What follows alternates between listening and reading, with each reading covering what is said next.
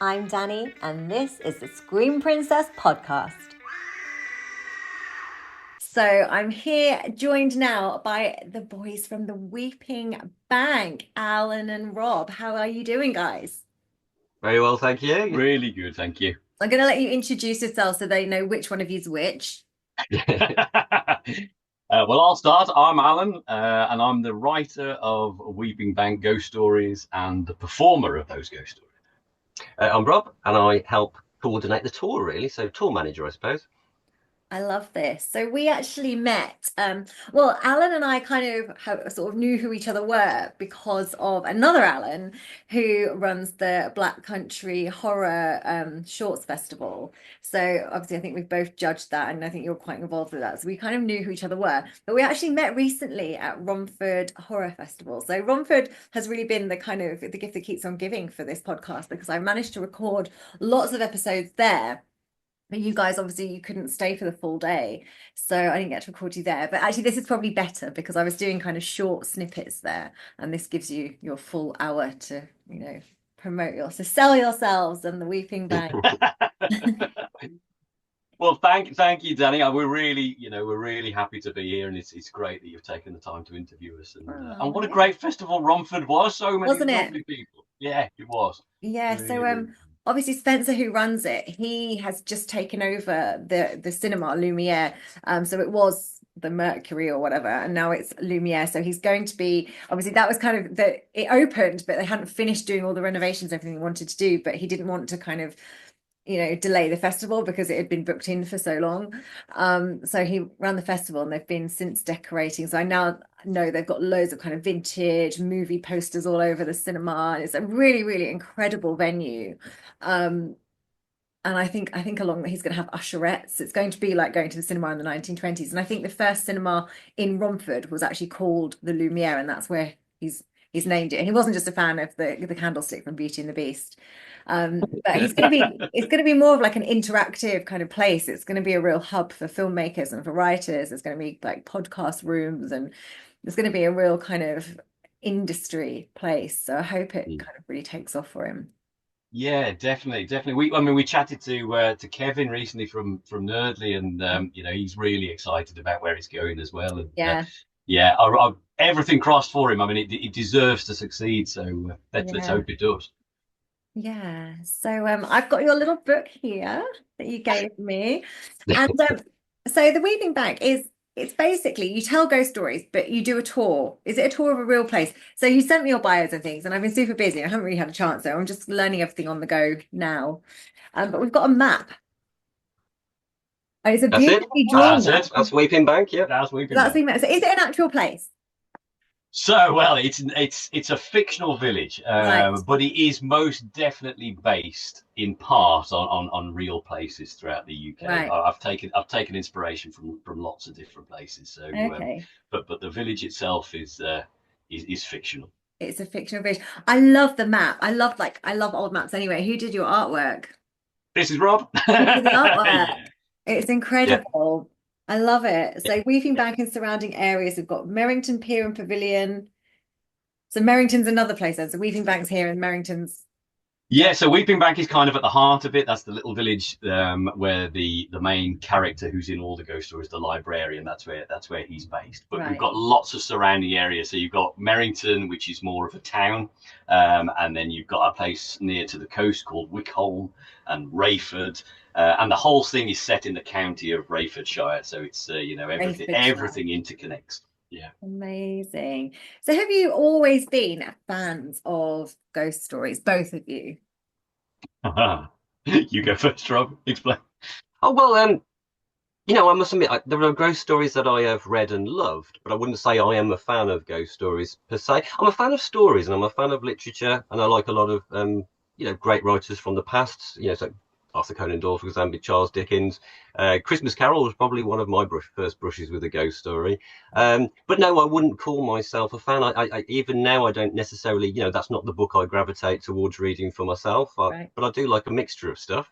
But obviously he's the nerdy fan, so he'll tell you about his background. But what I love about Alan's stories is it isn't like, it's just for ghost story fans. I think anybody could enjoy it from a storytelling point of view and performance point of view. So I started, Danny, with I blame my dad entirely for all of this. So best to, yeah.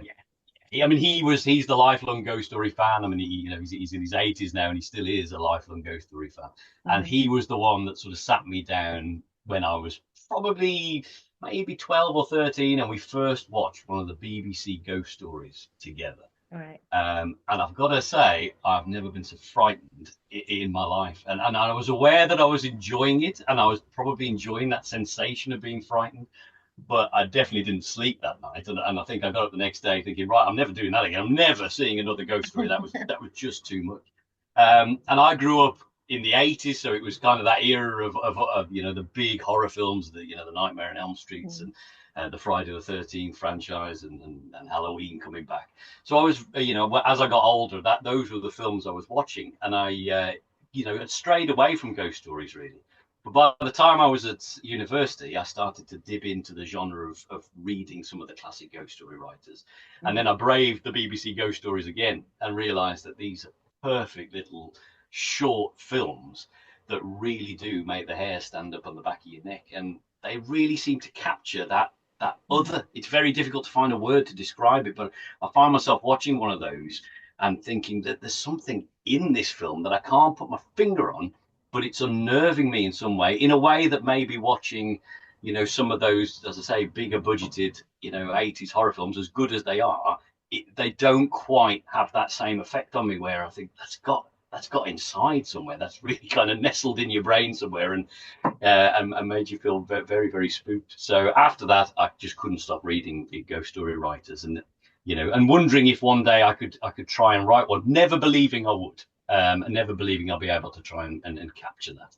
But that's where the love of the genre came from. So yes, my dad's fault. It's now live on air. He knows. He's to blame.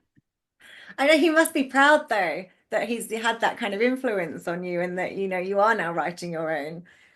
Definitely. I mean, I love my dad to bits, and he's always been that person in my life who has sort of signposted me to the right things, and equally told me, I shouldn't bother with that. You're not going to enjoy that so much. And of course, you go and watch it anyway, or read it anyway, or whatever. And 99% of the time, he's been right. At the end of it, he was right. So he got very good. Remember the ghost story that you watched? Can you remember what that first one was? Have you? The same episode?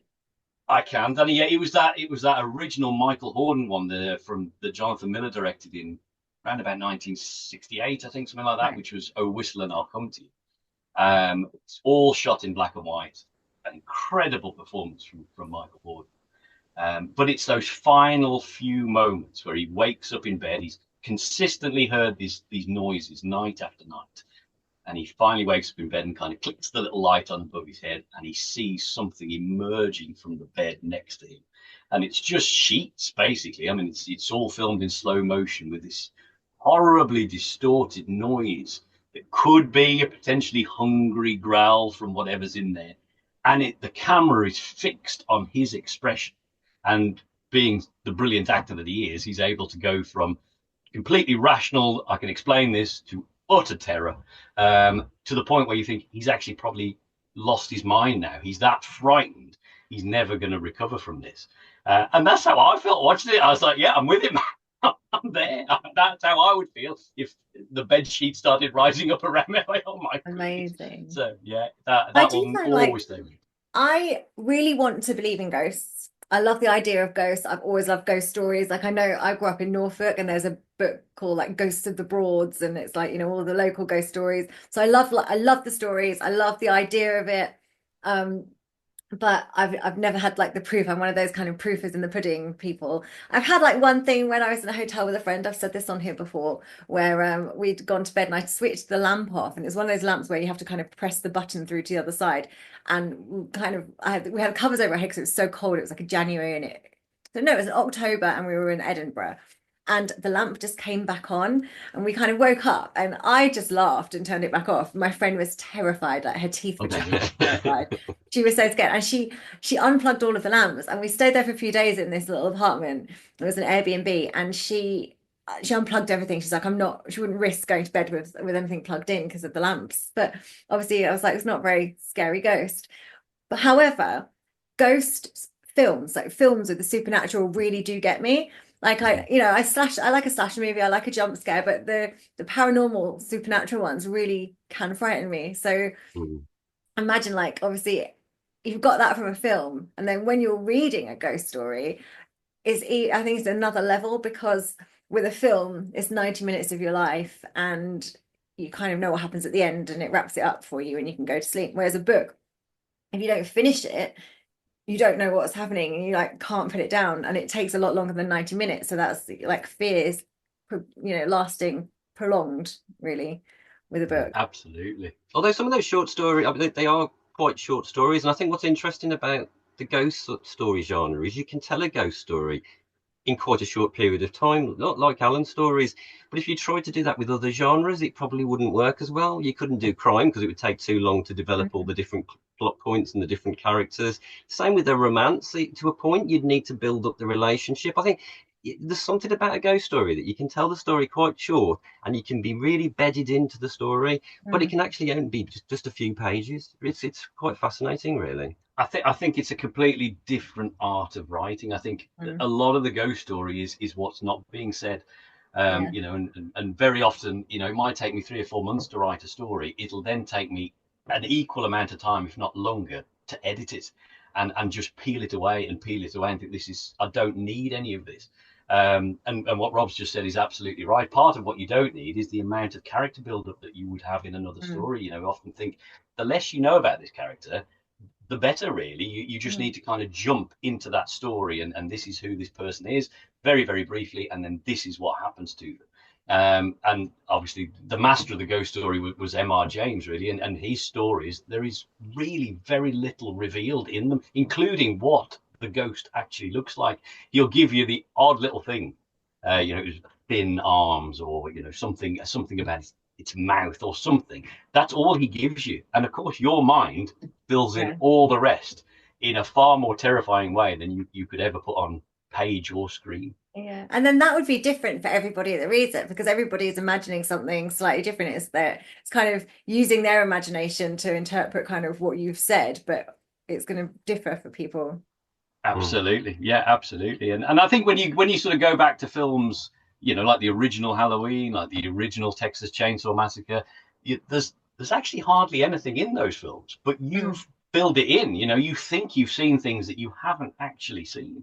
And as you rightly say, Danny, everybody's imagining something different and coming out of that feeling, oh my goodness, what on earth have I just seen?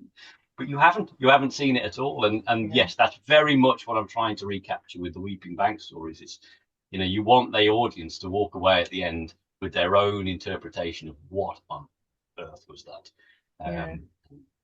In a good way. In a good way. Yeah. What on earth? What have I come to that? So you created this world, you created this imaginary town. So all of the stories are kind of set at these different places. So obviously you've got the main character, the librarian. So when I was reading it, I was like, oh, one of you a librarian, but it's not. It's just the character's librarian. None of you have ever been librarians.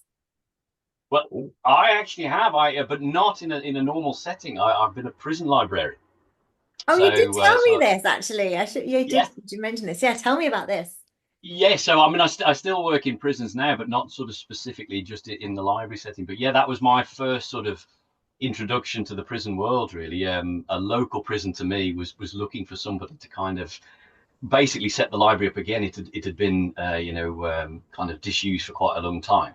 And I have no experience of working in a library. I'd come from a landscaping background, so I was used to working outside all the time, but I'd worked with people who had been through the prison system and had come out the other end of it and were actually saying to me, it's almost the best thing that ever happened to me. I was going down a very bad path. I was brought up short by, ending up in prison, but actually it kind of gave me some skills and I came out of it and turned my life around. And I saw the advert for this particular job and thought, well, I wonder if I could be like a tiny cog in that big machine that maybe just helps somebody, to have a bit of a change of mindset. So I ended up in a library setting with a love of books. That was the only thing. Even in the interview, I said that I love books. I have no library qualifications, but it certainly recommend stories to people. Yeah. And I started doing that way back in 2007, I think it was. Right. And then over the years, that role has developed, and now I help to bring kind of writers and artists and musicians and filmmakers and movie stars into prisons to give kind of talks and help to kind of hopefully show people a different way to be when they come out. So I've got all that in my head when Weeping Bank was kind of being written, thinking, I don't have the experience of what it would be like to be a librarian in a lovely little village, but I certainly know enough now about how the job works to create a believable character who is never named, Danny. And what I love about that, and I don't know if you had a similar thing when you were younger, but when I used to get to the library as a child, I never knew the librarian's name. And whenever I got some books to take out, somebody would always say, just take them to the librarian and they'll check them out. And that, for a long time, that's how I identified somebody in a library, not as Jeff or, Chris or whatever their name actually was. They're the librarian. So when I came to do Weeping Bank, I thought it's completely possible to have a character here who is never named because everyone knows them only as the librarian. So I actually did know the name of the librarian because she was my friend's mum. There you go. I grew up in a place called Wroxham, and the library is it's on stilts because it floods. It's right next to the river, and so the library's on stilts. And I remember I used to go there all the time. I used to love the Saddle Club books. I was into ponies when I was younger. I used to go there and get the Saddle Club books out. But the librarian was called Cynthia, and I was actually a librarian at high school, only for a little while. I think I must have been 7. I know. People wouldn't suspect, but actually, because I didn't really like going outside in the cold. So I got to, in my breaks, I could go and have lunch and then go in the library and be a librarian. Fantastic. So I've had a little bit of experience as being a librarian. I feel like it would be quite a nice job. You get to be surrounded by books all day. Yeah. Absolutely. Very different job these days. I mean, obviously libraries have had to adapt to survive. And in some cases, funding has been pulled and you've got a lot of community libraries. So when we travel around, the differences between libraries can be quite vast. You've got the ones where the councils, they still come under the council banner, but then you've got the ones where they're actually staffed by volunteers, and that's pretty amazing. And they can be, great places to go into. Yeah. Do you know what I don't like about them now, though? Libraries used to be silent, and now there's unless I just find if there's an event or something happening, but I feel like they're really noisy now. Yeah, they are. Because they have people in there, obviously they have computers and things in there, and people are just in there, and it's not the same library vibe. Yeah. No, and if you're ever in there when rhyme time's going on and you've got all the good kids and everything, you're not the best time to be choosing your books, possibly. No. I've joined the library up here though. I moved it. The one in London I joined only because I lived in Tower Hamlets in London, and if you joined the library and you had an idea store card, which was the library, and your council tax bill, you could get into the Tower of London for £1. So wow. I joined the library originally for that reason, but then I did used to get books out of the library, and I do actually get books out of the library because I think there are certain books that I'll buy because I'll keep and I'll read again, or books that I want to collect. But other times when I don't know really what I want to read, I'll just be like, I'll just go to the library and I'll find something. Yeah. Definitely. So I tend to read a lot of at the moment into archaeological thrillers. So there'll be a crime has happened, so somebody's been killed, but there's some archaeological. I found 2 writers who do a very similar thing, and they kind of the worlds kind of intertwine. That sounds brilliant. So, I've never heard of that genre. Yeah, Ellie Griffiths, and then there's one called Kate Ellis, and they do similar things. So yeah. Wow. Yeah. There you go. That's what I've been reading recently. Well, it's good, and it's good for us to give a shout out to libraries, I think, because they do struggle, and they do tend to be, very, very underfunded. So, a massive shout. We've got a lovely one up here in the northeast in South Shields. There's one that's got a big exhibition room, so there's always different exhibitions going on. There was an incredible Lego one on a while ago, and it had big Lego displays of different landmarks around the world. So there was obviously the Sydney Opera House, and there was I don't know, it was incredible. Wow. So that's good, and I think they had a football one in there not so long ago as well. Yeah. But That's one of the things we find the library. I mean, coming back to libraries again, because we do in our tour we do a lot of libraries, mm, and going forward we still want to do libraries, probably mainly, but we do occasionally like to do the odd theatre or village hall. mm, But it's to bring people in, it's to make people more aware of that they're there and actually what provision they have. And the libraries love it, you see, because we're bringing quite a sort of a theatrical event, and we're getting a big crowd in. And they don't, as a rule, tend to get those kind of like large audiences for mm, their events. If they have the classic example is an author reading where someone reads an extract and then people ask them questions and answers and it's free, and the author hopes that they buy their book. But obviously ours is slightly different because it's paid tickets. People are coming as if they're going to the theatre, but actually it's in their local library.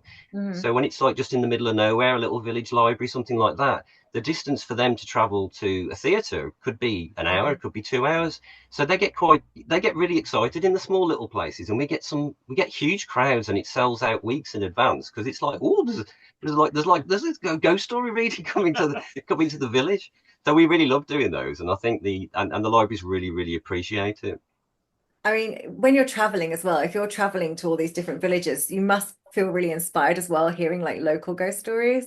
Oh yes. Definitely, definitely. We did a village recently, sort of towards London, and at the end of it, the lady who was kind of helping us to lock the building up, she had so many fabulous ghost stories to tell. We could have stayed Really? there all night. We got about a 2.5 hour drive home. No, no, we'll keep listening to this lady. She's brilliant. Oh, So wow. I think doing events like this, even though, as I say, they're technically fictional stories, I Mm, think it allows people at the end to come and share experiences, and a lot of people want to talk to you. We did an event this week, and at the end of it, one of the stories is about a lady who's babysitting in a remote farmhouse. And after the end of the show, when I sort of came back to chat to everybody, this lady made a beeline for me. She said, "Oh my God, I used to be a babysitter," and she was telling me this story of this night where she was looking after this child. And she kept hearing all these noises in the house, and yeah, and she said, "So thank you for that. That's really reawakened that memory that she's probably tried to repress for yeah. years and years." But I love the fact that people are, technically you're a complete stranger, but they feel that they comfortable enough to share these stories with you, which is a privilege to hear them. So Yeah. So do you believe in actual ghosts? I would have said no to that Hmm. until I moved into my very first house with my wife, which is probably going back now about 18 years. We bought a house in a very old street, a very, very small house for our sort of starter home.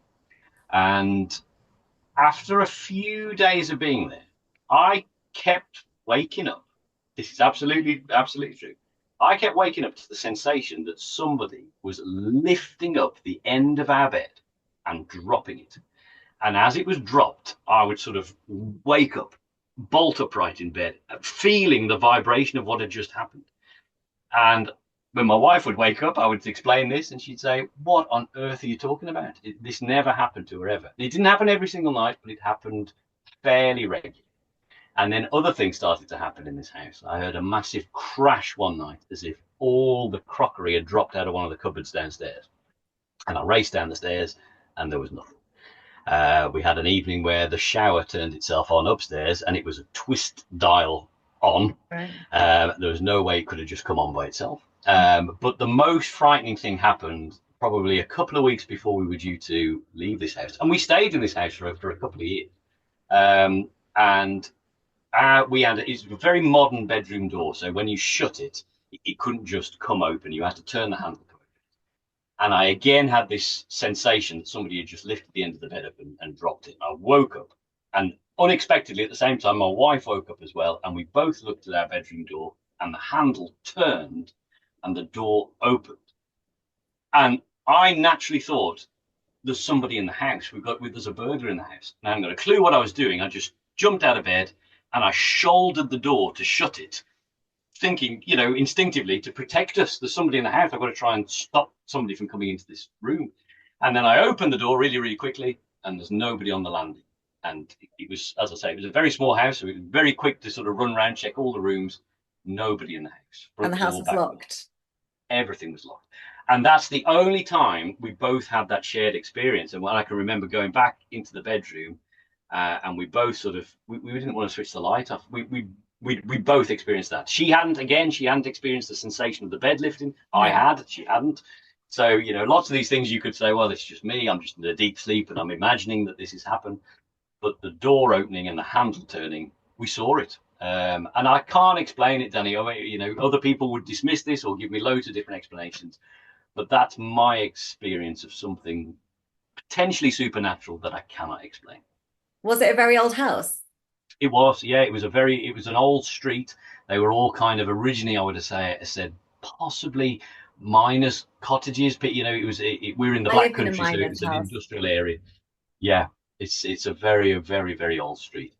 And the weirdest sort of caveat to that story is further up the street lived a friend of mine who I went to primary school with. And when we used to go to his house as children, he used to say, the house is haunted. There's a presence in this house.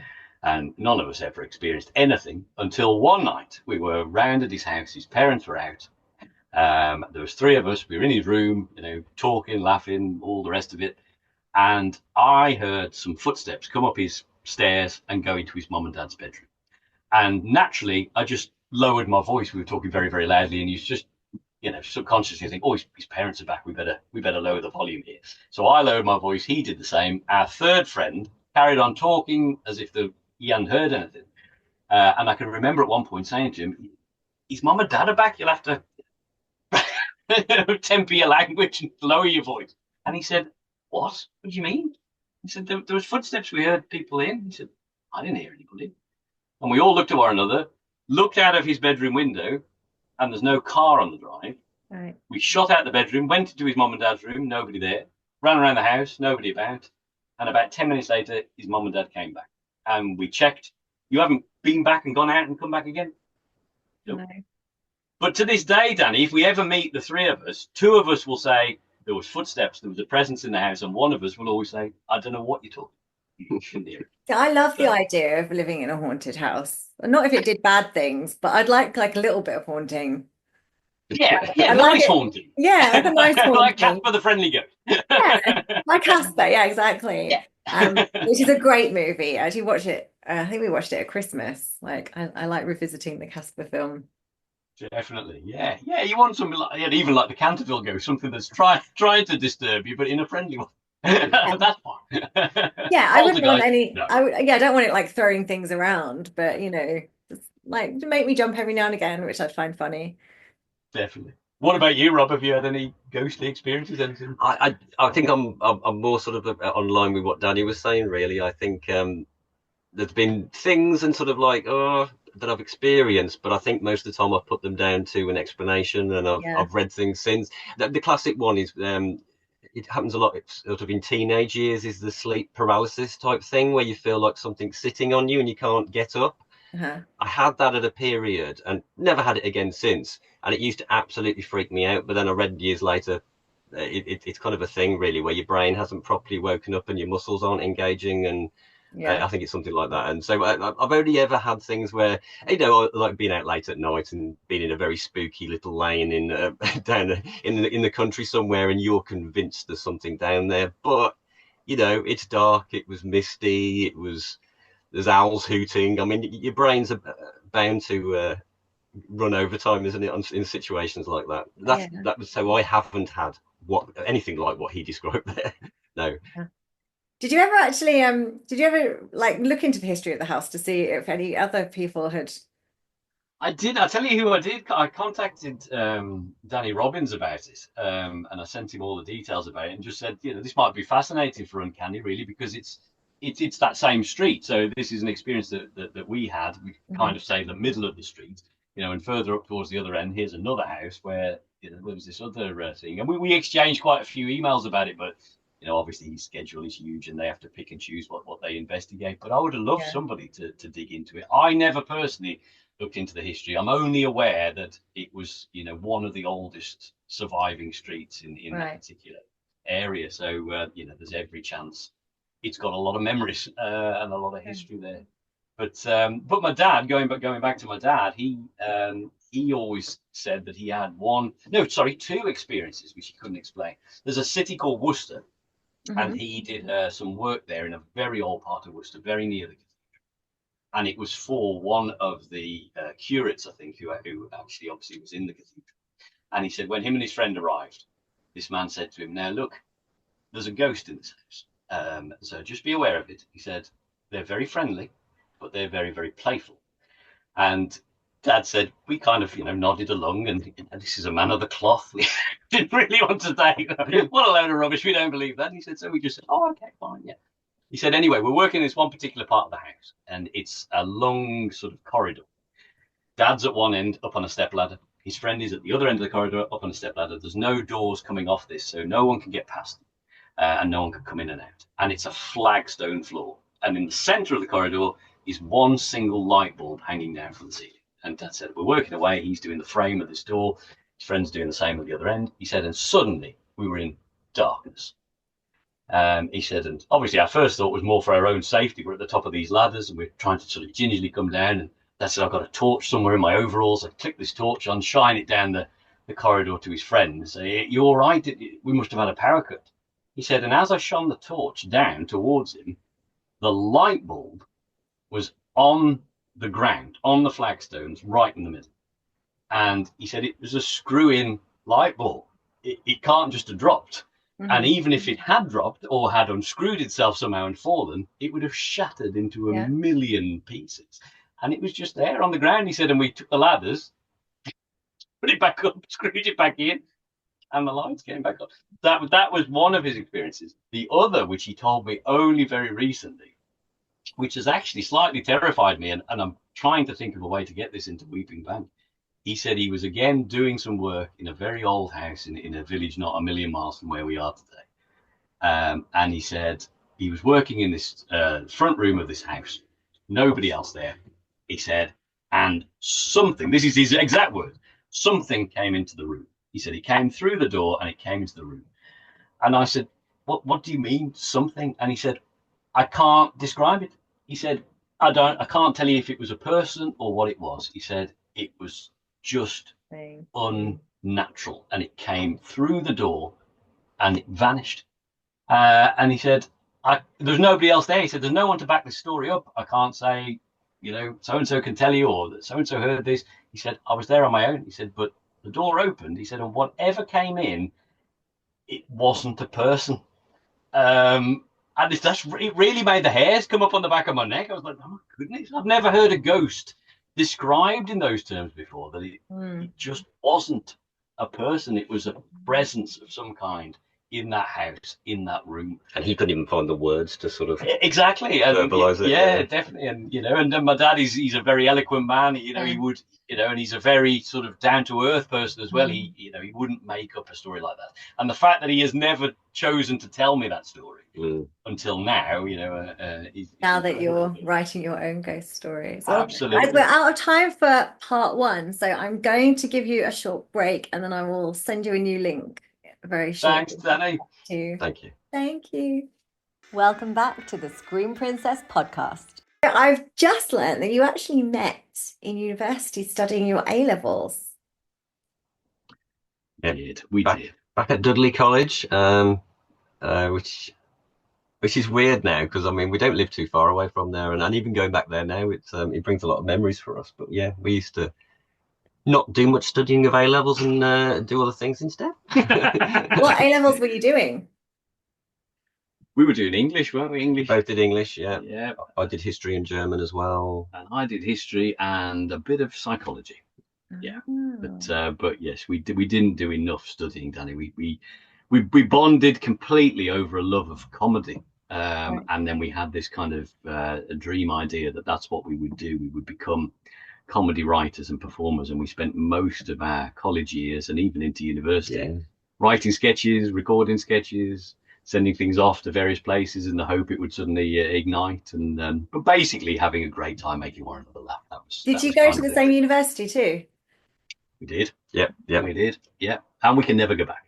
Oh, they said that to you as well? Oh, yeah, okay. That was just me. No, they were very clear about it. So you haven't gone back to do your tour at the university or your college or anything? No, although we are open to that. We've had a few university lecturers who come to see us, But as yet, we haven't actually had sort of like a little workshop and a talk, which was very open to the idea of doing. Actually, I think could be quite good because I mean, in universities now, the Gothic studies as a course is incredibly popular, Right. which I don't think was around when we were No. studying, to be honest.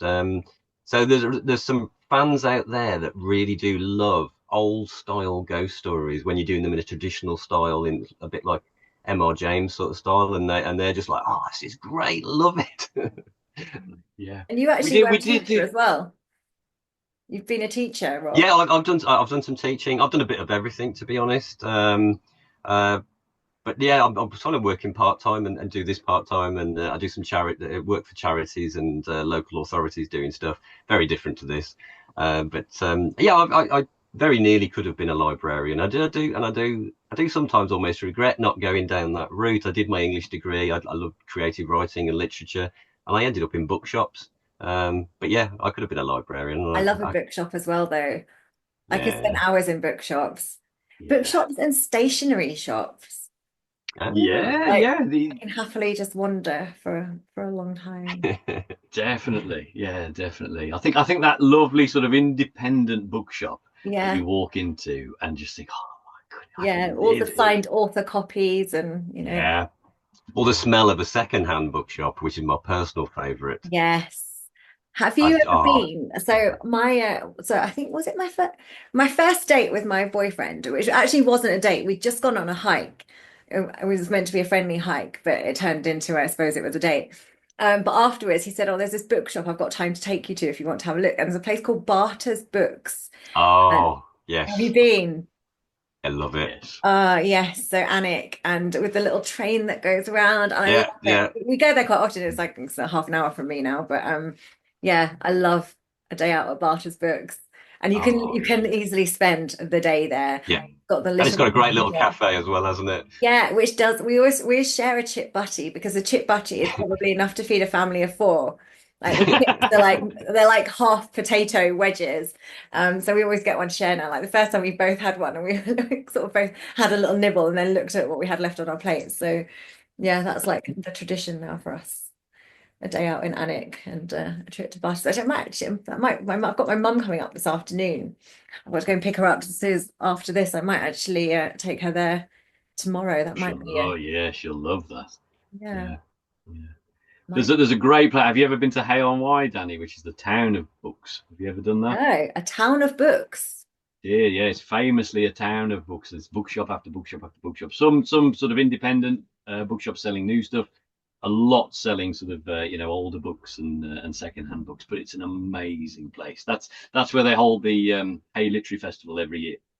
I've It's never even well heard of the place. So where on the map is it? That's it's kind of like on the border of Herefordshire and Wales. I think it sits on the Herefordshire It side, though, does, doesn't yeah. it? Yeah. Okay. Yeah, no, then yeah, the festival's huge, isn't it? I mean, you get big names going there. And the other thing that's great about Hay on Wye is you actually have specialist bookshops. So I think I haven't been for a while, but there used to be anyway a children's bookshop, and then I think there's one that specialises in film. Is that right? There is, and Yeah. there's a crime bookshop, and you walk into it, and it's like you've walked onto the set of a Sherlock Holmes I would movie. probably love that one. Yeah, that's one of my favorites. It's worth just going, just to walk around and enjoy the atmosphere and the Yeah. experience. I'm funny with what I read though, because I'm at the moment reading a lot of like crime things.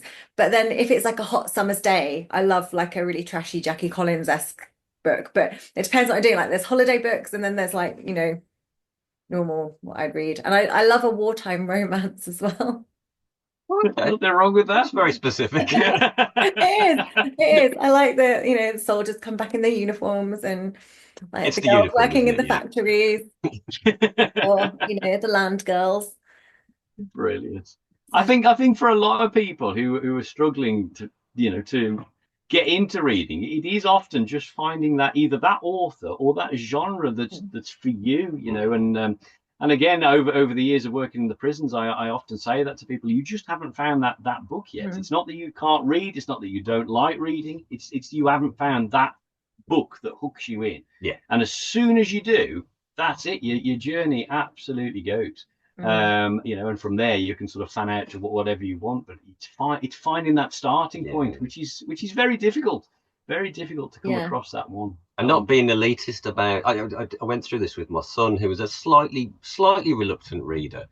And I think he first got into it with quite comic booky type things, and I encouraged that. Any kind of reading was good, but it didn't take long for him to jump and find, a bit like with the Saddle Club stories you mentioned. Yeah. I think he got into some of the slightly fantasy type ones, like the what were they called now?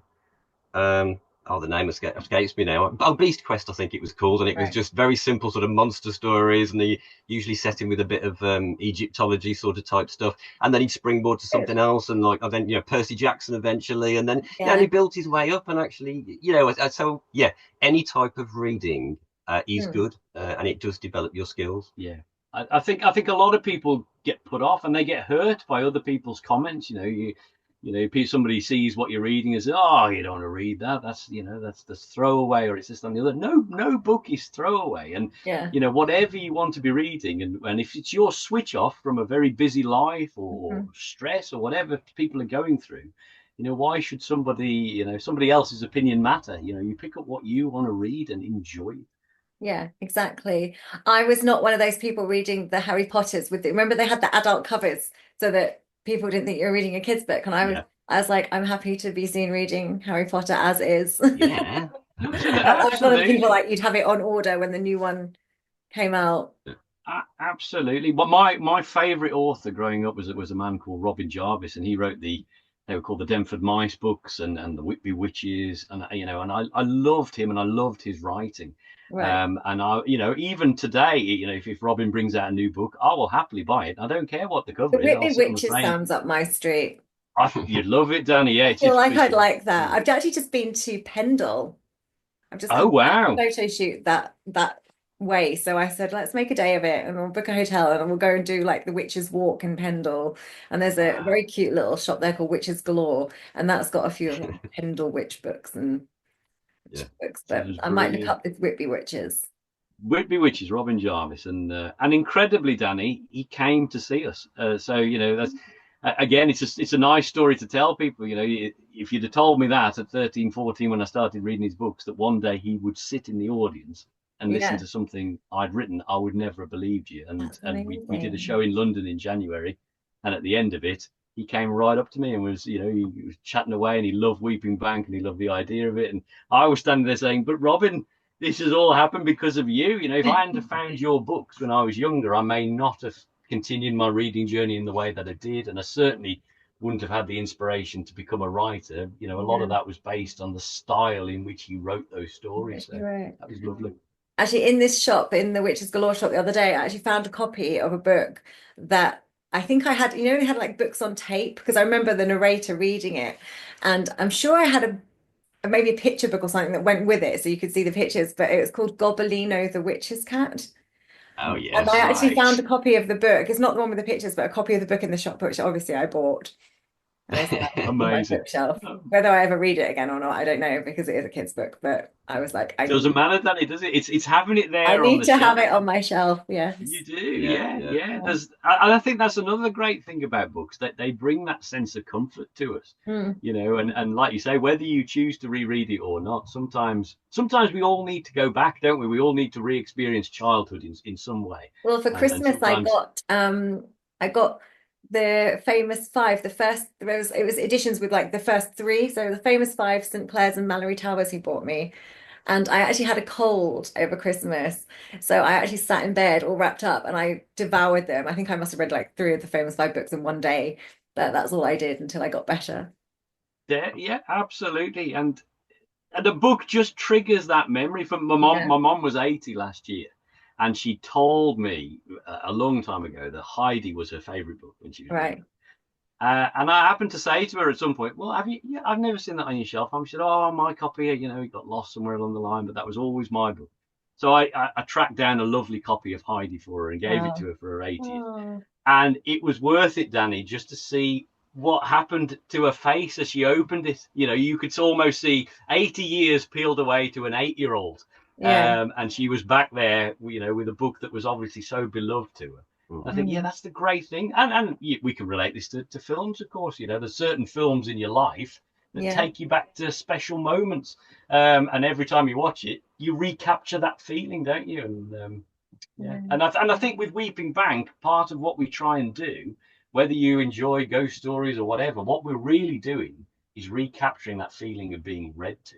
And if you were lucky enough to be read to as a child, and I appreciate not everybody was, but if you were, you don't often get that again as an adult. You know, somebody's not going to sit down and read you a story. You're probably going to be the person that does that for somebody else.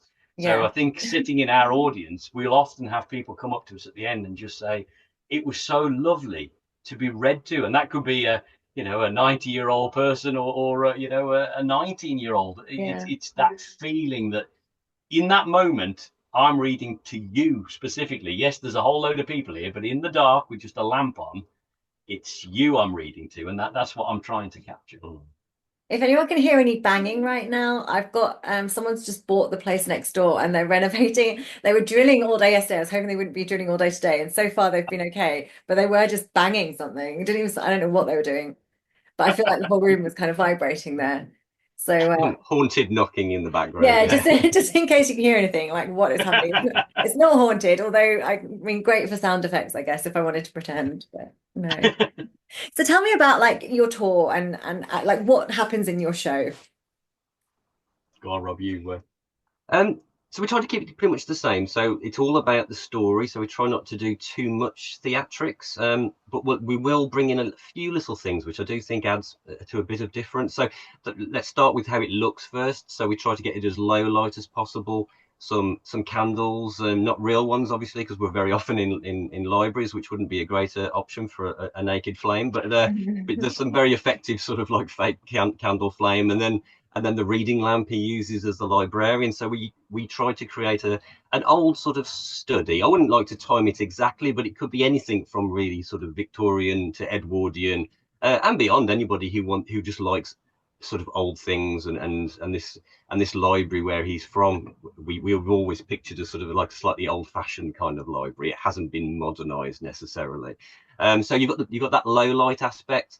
And then we brought in some background ambient sound effects, just some very subtle ones, but people absolutely love the ambient sound effects, like the ticking of the grandfather clock, slight sort of whistling of the wind outside in the window to conjure up sort of like a real stormy night sort of thing. You almost don't notice them when he starts the story, but then people afterwards have said, I just love the ticking of the clock.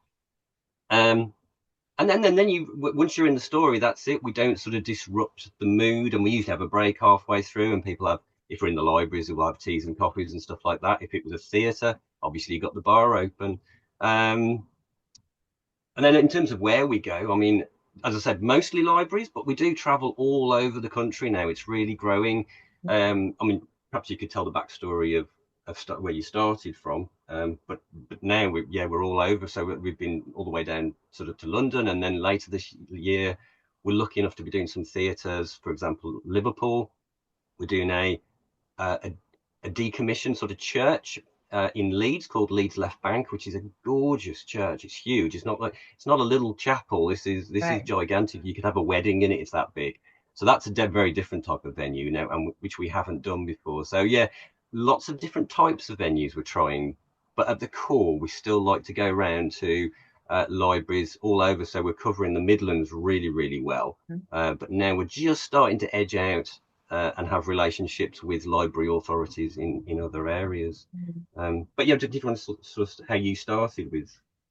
Yeah, it started very small, Danny. So the first Weeping Bank story is going back to 2009 that I wrote it, and I wrote them with no intention of reading them myself.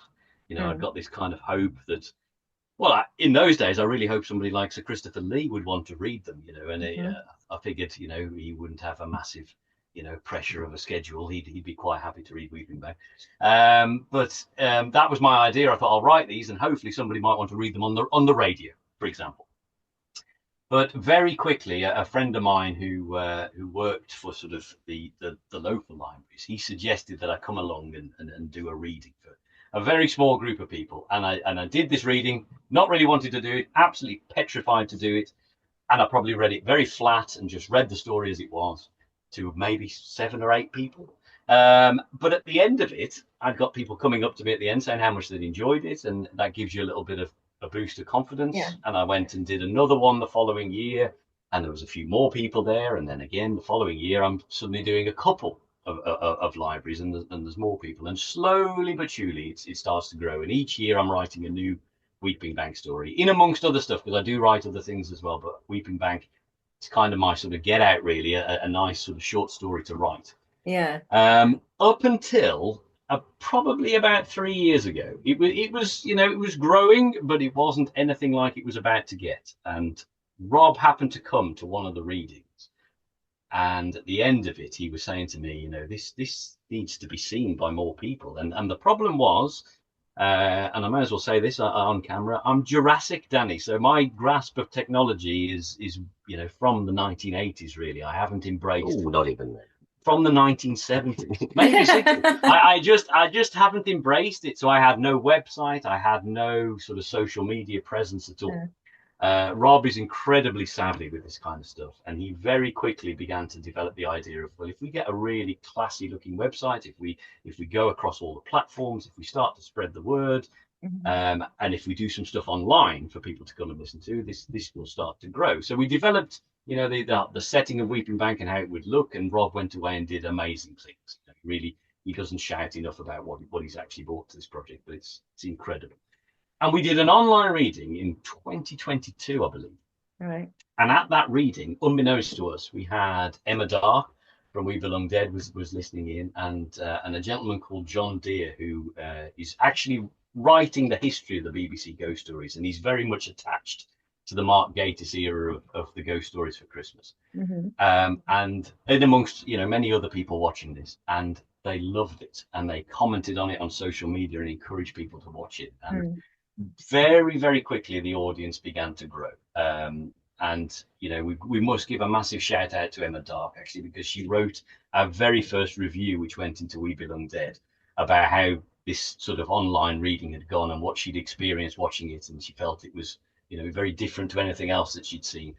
And once that had happened, the bookings have been coming in and coming in. The venues have got bigger and bigger. The audience is getting bigger and bigger. And although we've never, you know, gone away from what Weeping Bank was at the beginning, it's now reaching, you know, a vast range of people. And we've been able to meet incredible people from the sort of the ghost story genre who I never thought would ever learn what Weeping Bank was. So we feel very privileged that it's happened.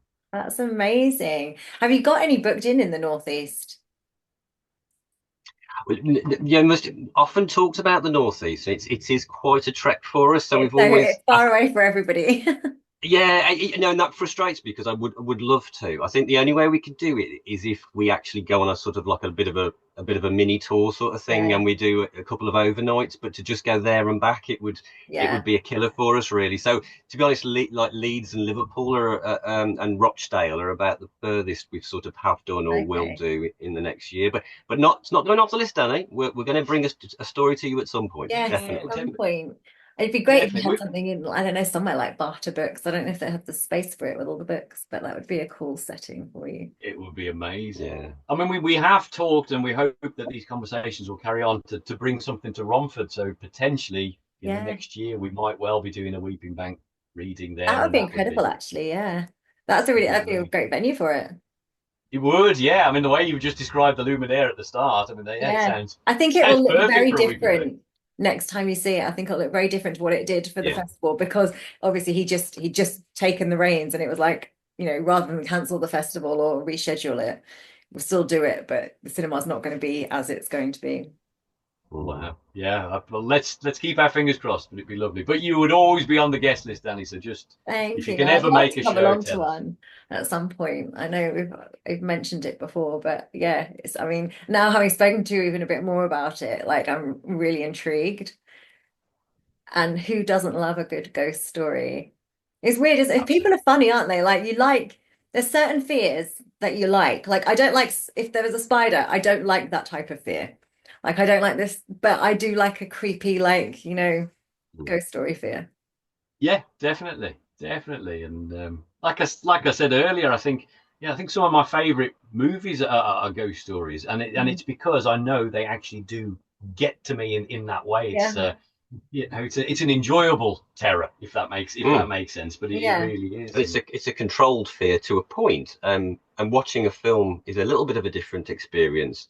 We've said this before, really, where if something's a bit freaking you out and it's a bit scary, you if you're watching it at home, you can pause and walk away from it, sort of thing, Mm. or put the lights on maybe instead.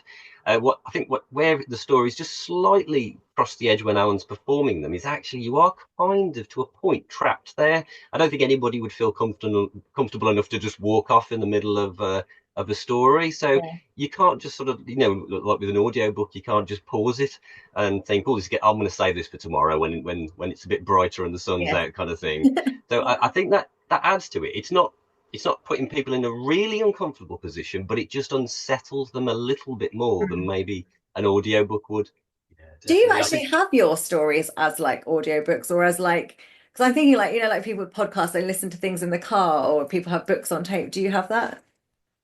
We haven't quite gone there yet. I mean, it wouldn't Haven't be gone there yet. difficult to do, obviously. I mean, it is Mm. just a reading, isn't it? And we have the online recordings, which are on our website. You can actually sort of pay to sort of like watch Right. past recordings we've done. So I mean, you Oh, could okay. just So extract the audio from that, yeah. yeah, But I think if we did it, we probably would re-record with proper setup and yeah, actually think a sound little bit effects and better. things. Yeah, Because I suppose I if think people can't actually see you and they're not, it's a different setting, so you'd want that little extra kind of medium going yeah, on. yeah, yeah. With definitely, your definitely. sound, do you have you recorded a piece that so it plays at certain times and when you're actually reading a story you have to kind of make sure you time it well for the clock ticking and or do you sit there with like a sound effect thing and you just play them when necessary? That's a really good point. We've tinkered with lots of different things. Your timing on that sort of stuff is really, really difficult. Yes. So, I mean, most of our sounds are ambient, so it doesn't actually matter. They're just going on. It doesn't really matter Right. what Alan's reading at the time. But it's really interesting. We have tried with little bits and pieces. And the problem is the timing. Unless Alan is controlling them himself, Hmm. it's difficult for me to control them from elsewhere and get it in exactly the right place because it has to be perfect to the millisecond Mm. or you've lost it. So yes, we're trying not to do too much with the sound effects, Right. but we're trying to subtly bring some in. Yeah. It's about sort of, I think with Weeping Bank, we're trying to retain the power of the words and the speech of it and what is. Well, it sounds ridiculous, Danny, but people get very, very scared. And I think part of that is because I'm not an actor, because I am reading it to you, although I'm dressed as the librarian and although over the years I have developed the character somewhat, it's Hmm. still a reading. And what I try and do with the librarian is he's not like the crypt keeper or somebody like that. He's not a scary figure. Mm. He's just telling you the story. So as the story progresses, and there's often humor in there and bits that people find very cozy and comfortable. But as the story progresses, it darkens and darkens. And as the librarian starts to become more and more nervous of what he's reading, that reaction happens with the audience. And we have people literally jump out of the seat or shout out. One of my favorite things that happened at a reading last year is I was describing this particular building and there was a hatch in the floor that you knew the main character was eventually going to have to open this hatch. And the audience were sort of hanging off their seat listening to this. And the character kind of, he bends down, he takes hold of the handle, he starts to open it. And the man in the front row, who was literally leaning on the edge of his seat, couldn't stop himself from shouting, "Don't open the hatch!" And then he covered his mouth really quickly because he knew he'd done that in front of everybody. I had to stay completely stony faced and not laugh out loud because it was funny and it was very flattering that he was so involved in this story. But that is what we try and capture with Weeping Bank. And we do say, nobody under 15, because although the stories have no bad language, they're not full of blood and guts. They are creepy, disturbing stories, and tension will build and build until the very end. So I that's bet what we're trying to I do. bet if you were 15, or like 14, you were wishing you could go to it. I mean, Absolutely. we don't stop people, but I think we have to put that out there though, because Yeah. not all 15-year-olds would find it appropriate and No. potentially have nightmares. I know actually some 12 and 13-year-olds because they've been exposed to stuff that actually they shouldn't have been watching at that age. Of course, we Yeah. all did that when we were young. Um, you know, I remember watching RoboCop years before I should have done. I mean, it's absolutely the death count and the gore is horrendous. And we've all done that. I appreciate, but I think we have to put a little bit of a warning in there. Otherwise, people would just be turning around and just like saying that's appalling. You shouldn't have said children could come. Yeah. No, it's fun though. And I think both for grown-ups as well, it's nicer to have the atmosphere just grown up sometimes. Yeah. I think you're absolutely right. And I think people, they like walking into somewhere where it's not going to be full of children. So yeah. Although we do get, we see a lot of like mothers and daughters and that sort of situation where you've got two generations actually coming out. And in fact, I even remember once where there was three generations. I remember there was the grandmother, the mother, and the daughter.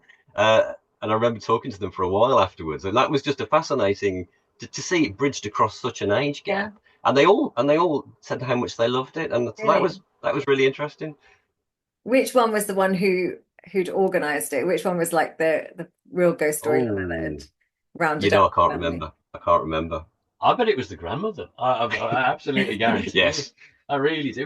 They love a good scare, don't they? They really do. I mean, I would never have expected to sort of look out into audiences and see sort of, the kind of 70+ age group. He's quite a big portion of the audience, and really? And they absolutely love it, and they love to be terrified, and they will often say at the end, "Oh my goodness, I thought I was having a heart attack." Yeah, you don't want that to happen during the show. Maybe you should have an upper age limit as well, just in case. Yeah, I think you're right. You don't want to finish anyone off that's got a dicky ticker. No, absolutely. So what's next for you guys? We talk about it all the time. I mean, we do quite long journeys, and we're often talking in the van as we're driving and the future. But to be honest, everything quite naturally seems to just flow to the next thing. Mm-hmm. And you almost don't notice that you've gone to a different level because it's just gone a little bit more and a little bit more. But we're always talking about different collaborations and partnerships.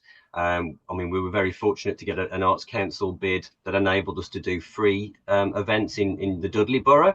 Mm-hmm. Because the libraries didn't charge for events. They had a policy that the events have to be free. So and the Arts Council very kindly funded that. And we are considering possibly doing another Arts Council bid on a wider level and working with other sort of partners to make events more accessible and things like that. So mm-hmm. that's kind of in the works at the moment. But at the moment, I think really it is actually about just doing the same thing.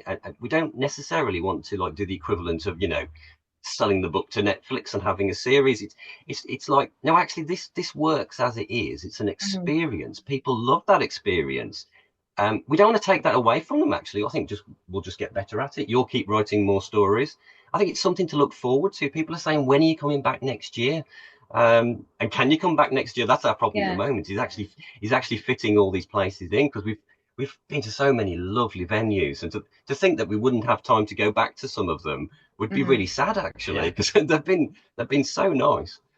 How many stories are there in the Weeping Bank collection so far? There's 15 stories now. 15 and 15, yeah. And 15. I'm currently writing the 16th story this year, actually. So yes, it's been pretty much consistently a story a year.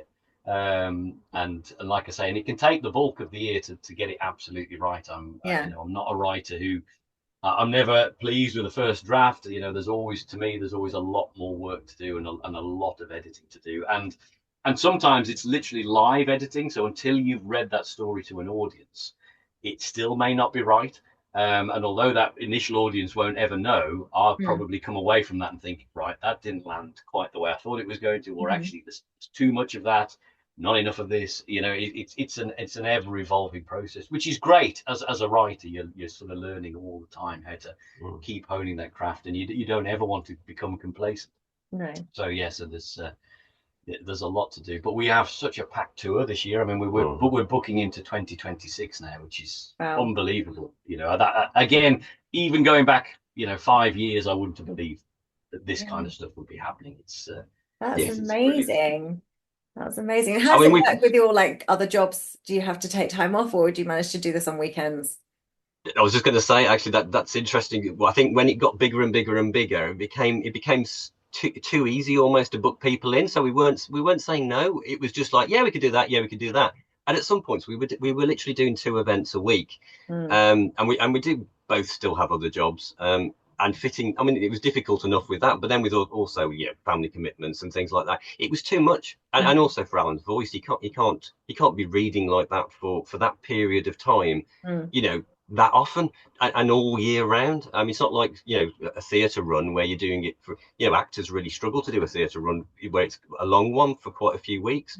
But if we're doing it all the time, so what we've had to do is we've stepped back a little bit and said, look, let's just do 2 a month, maybe sometimes 3 if something comes along, because we are doing it all year round. We've got summer performances, we've got winter performances, which is when people traditionally think of that.